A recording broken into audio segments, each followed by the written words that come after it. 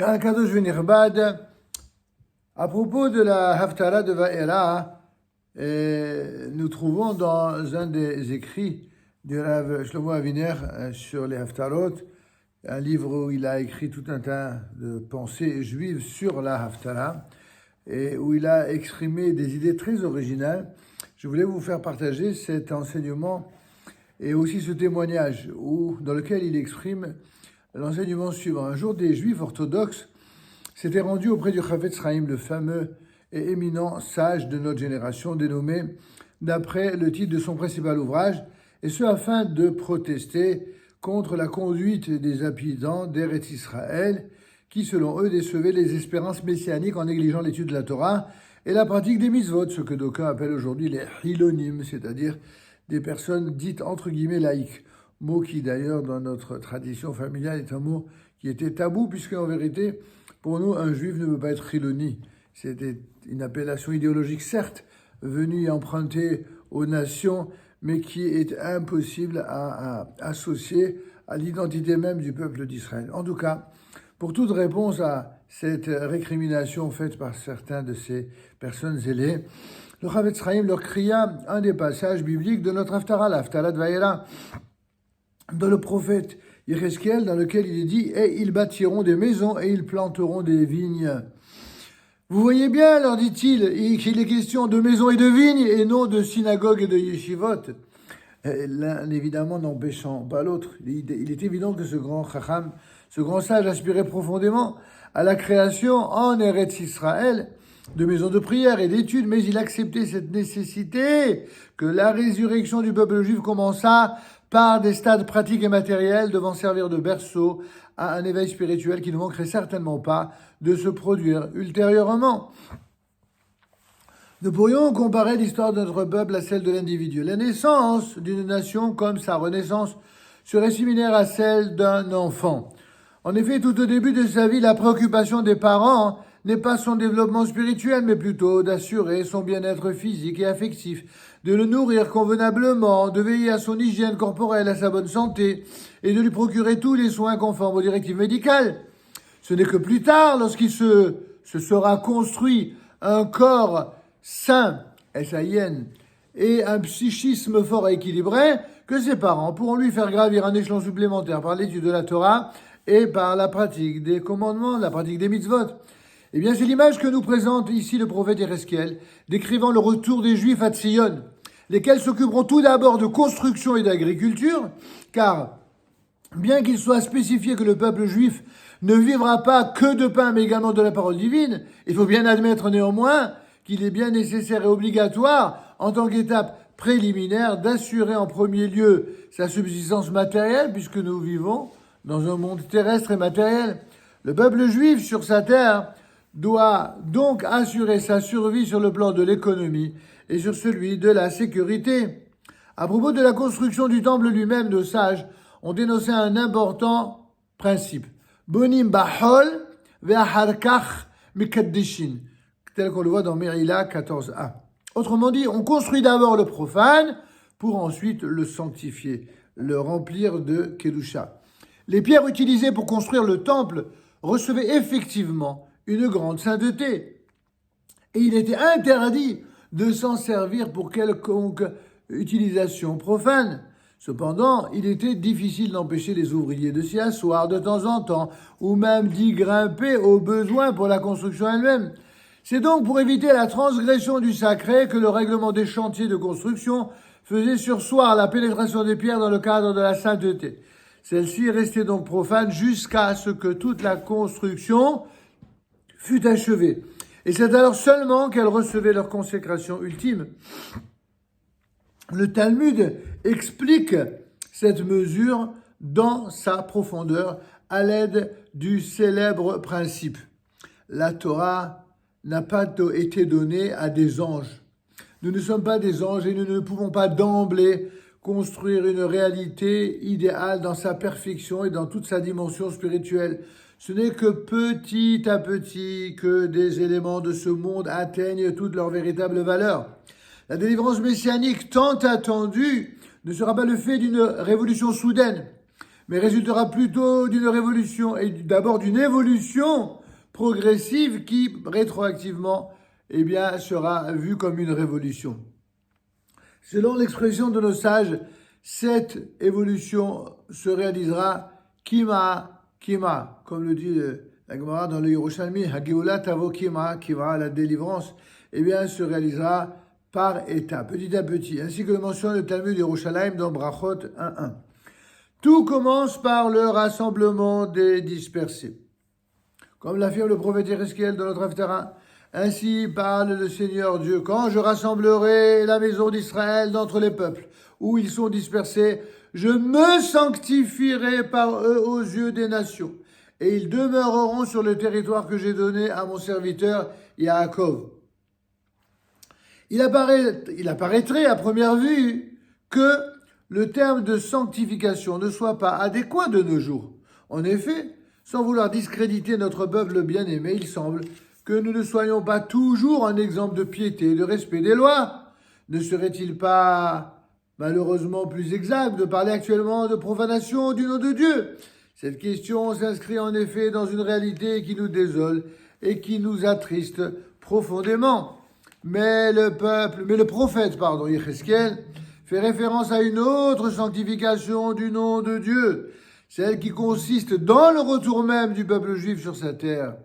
Le fait même que le peuple de Dieu soit en exil hors de sa terre est en soi une profanation du nom divin, car cela semble démontrer que le projet divin concernant le peuple élu a échoué. C'est d'ailleurs ce que les détracteurs et antisémites de tous ordres et de tout poil n'ont cessé de clamer en justifiant les propres vilainies qu'ils infligeaient au peuple d'Israël durant les siècles d'exil. Ce projet serait donc perçu comme une sorte de raté de l'histoire, et donc un raté de Dieu. Le juif errant, entre guillemets, que certains interprètent comme étant le juif qui est dans l'erreur, alors qu'en réalité, ça vient du latin.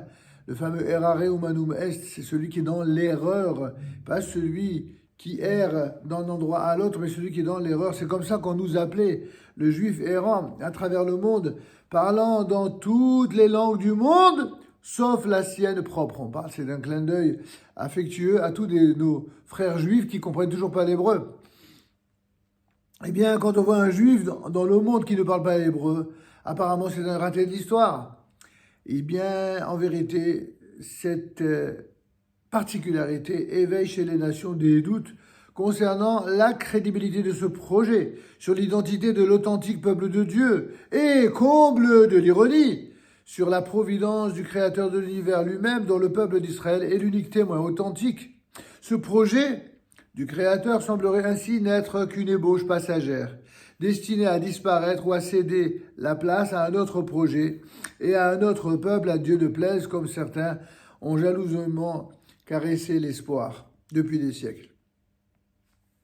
Il ne peut exister de plus grande profanation du nom de Dieu que celle-ci. Tandis que lorsque notre peuple disloqué se rassemble et qu'il se reconstruit sur sa terre, cela dévoile aux yeux de l'humanité entière que Dieu a dit vrai, que la Torah ne s'est pas trompée, que la décision divine quant à la pérennité du peuple juif est irrévocable. Les promesses prophétiques annonçant la résurrection du peuple juif ne sont pas des consolations vaines et mensongères, chas v'shalom. Lorsque la parole prophétique se réalise sous les yeux des nations en commotion, il ne peut y avoir de plus grande sanctification du nom de Dieu. Ce retour du peuple juif sur sa terre s'accompagne de la promesse. Ils demeureront sur ce territoire. Il ne s'agit pas d'un simple retour provisoire, voué à l'échec de l'essai préparatoire, car notre peuple a su déjà préparer toutes les infrastructures qui lui sont nécessaires pour s'implanter et s'enraciner définitivement sur son territoire. Le prophète Yereskel nous spécifie: ils y demeureront en sécurité, ils bâtiront des maisons, planteront des vignes et demeureront en sécurité, parce que je ferai justice de leurs ennemis alentour. Ils reconnaîtront que moi, le Seigneur, je suis leur Dieu. Ainsi, aux deux éléments précédemment mentionnés qui permettent la survie du peuple juif sur sa terre, à savoir la reconstruction et l'agriculture, s'ajoute ici un troisième élément non moins vital qui concerne notre société. Sur ce point, le verset précité revient à 2 reprises. En effet, jusqu'au jour où l'humanité transformera son glaive en soc de charrue, nous devrons posséder une puissante armée de défense. Le fameux dicton civis pacem parabellum. Si tu veux la paix, prépare la guerre, affirme le dicton célèbre romain. Notre maître Maïmonide, grand codificateur des lois relatives à la vie nationale, nous y prépare dans son ouvrage les lois royales, dans les fameux Ilchot Melachim, dans le titre même, Ilchot Melachim ou Milchamotehem, loi concernant les rois et leurs guerres, nous confrontent à cette réalité. Mais nous pourrions nous demander, à juste titre, si nous vivons réellement en sécurité dans notre pays. N'avons-nous pas affronté de sanglantes guerres de défense depuis notre indépendance? Et malheureusement, depuis le 7 octobre encore, nous savons à quel point c'est une réalité qui ne dément pas ce commentaire qui a été écrit il y a de cela quelques décennies. Et aujourd'hui encore, le terrorisme arabe ne frappe-t-il pas cruellement la population civile innocente? Où est donc passée la tranquillité promise du retour au pays? Certains malheureusement ont des réponses chagrines qui montrent tout leur aïn hara qu'ils ont sur Eretz Israël. Mais pour nous, nous devons considérer deux types de sécurité. La première, qui décrit une situation idéale, dans laquelle la paix lointaine et l'amour régneront entre toutes les nations du monde. Et la seconde, qui est plus proche et qui est plus réaliste, immédiate et concrète, elle est basée sur notre capacité à nous défendre et à endiguer la violence ennemie par la guerre de dissuasion. Notre pays est également l'abri national sûr dont parlait le promoteur du sionisme Théodore Herzl. Mais bien avant lui, le prophète Jéréchiel nous l'avait annoncé, « Je ferai justice de leurs ennemis alentour ». La paix évoquée par la Torah n'est pas forcément fondée sur les intentions pacifiques de nos voisins, surtout lorsque ces intentions expriment des intentions, un contenu différent lorsqu'ils parlent en anglais, en hébreu ou en arabe, pour ne citer que les trois langues les plus parlées dans ce secteur. La paix évoquée par la Torah n'est pas fondée sur les intentions apparemment pacifiques de nos voisins. Elle repose souvent sur la crainte que nous leur inspirons. Ainsi qu'il est écrit, « J'amènerai la paix sur terre et vous dormirez sans crainte. » C'est qui amènera? C'est Dieu. Il y a marqué juste après, « Et le glaive ne traversera pas votre pays, et vous poursuivrez vos ennemis. Ils tomberont sous votre glaive. 5 d'entre vous poursuivront 100, et 100 d'entre vous en poursuivra une myriade, et vos ennemis tomberont devant vous par le glaive. » Souvenez-vous la fameuse paracha de Bechugodai. Il peut nous sembler paradoxal que ce verset associe l'idée de la paix avec la poursuite de nos ennemis. C'est ce que beaucoup ont tant de mal à comprendre. Nous admettrons cependant que cette situation, bien que n'étant pas idéale, nous procure tout de même une certaine sécurité et une paix relative, infiniment préférable à l'époque de notre errance tragique à travers le monde, où nous subissions impuissants persécutions, pogroms et Shoah. Nous pouvons dormir ainsi, nous pouvons dormir tranquillement dans nos foyers, car nous possédons, Baruch Hashem, en Eretz Israël, une armée qui nous protège et qui est en mesure, s'il le faut, de mettre nos ennemis en déroute. Et tout ceci grâce à la bienveillance divine et son combat. Nous devons être reconnaissants envers Dieu que seulement à l'époque où ce texte a été écrit, il disait 5,5 millions de Juifs inspirent la crainte tellement salutaire à 200 millions d'Arabes fanatisés. C'était la situation de l'époque. Aujourd'hui, il y a plus de Juifs, mais il y a moins d'Arabes fanatisés, même s'il y en a beaucoup encore, malheureusement. Ce ne sont pas encore les proportions qui sont supérieures annoncées par la Torah dans le verset précité, mais nous nous en approchons. Et nous nous en approcherons de plus en plus. Nous espérons évidemment que notre force dissuasive suffira à éviter une guerre éventuelle, mais du moins, pouvons-nous être certains que dans un avenir proche ou lointain, le glaive ne traversera pas votre territoire? Si une guerre s'avérait inévitable, elle se mènera donc en territoire ennemi, afin que nous puissions, avec nos vieillards, nos femmes et nos enfants, vivre en paix dans nos maisons et en sécurité sous nos vignes. Je précise que lorsque le Rav Aviner, Isacher, Letov et Olchemim, eh bien, lorsqu'il a écrit ce commentaire, il a parlé d'une réalité où Gaza était entre nos mains. Gaza était entre nos mains où il y avait beaucoup de musulmans qui y vivaient, mais il y avait également beaucoup de juifs qui y vivaient, et nous-mêmes qui régulièrement tous les ans partions en Israël, eh bien nous nous rendions régulièrement à Gaza nous étions même les seuls clients qui achetions sur place les denrées alimentaires et autres. Et voici ce qui s'est passé.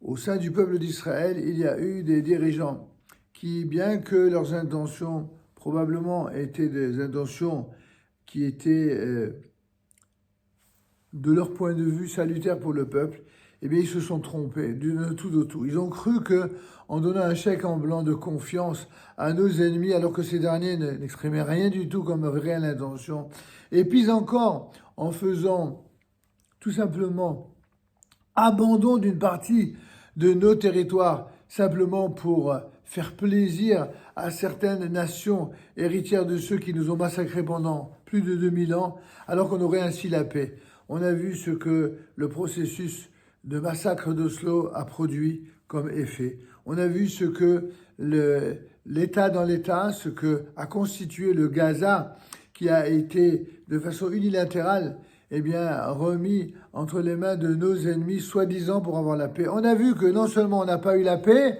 mais on a eu le 7 octobre. Les nations du monde commencent à ouvrir les yeux. Il reste à prier que tous les juifs du monde ouvrent les yeux. C'est le cas de la plupart d'entre eux, bien entendu, mais il y a encore toujours certains juifs incurables parmi nos frères qui ont toujours cette maladie incroyable de l'exil consistant à croire et à faire croire qu'il vaut mieux être bien avec nos ennemis qu'avec ses frères. Eh bien, ils sont, de notre point de vue, évidemment, totalement dans l'erreur. Et non seulement les événements le démontrent et le prouvent, mais à défaut de leur bon sens, peut-être qu'il y aura un jour un réveil de leur âme qui permettra de leur faire comprendre que non seulement ce défi au bon sens, qui est un défi à tout ce que les prophéties d'Israël ont déjà prévu et nous ont prévenus, eh bien, sera non seulement compris par les Juifs, mais également par nos amis non-juifs, qui sont de plus en plus nombreux, toutes tendances confondues, à part quelques extrémistes, à comprendre que eh bien, la paix en Eretz Israël, la paix au Moyen-Orient, sera une source de garantie, de paix, mais aussi de bonheur et de bénédiction pour l'ensemble des peuples de l'humanité, ce que, à Dieu ne plaise, nous appelons de tout notre cœur. Amen, Kenny Retzon, Shabbat Shalom.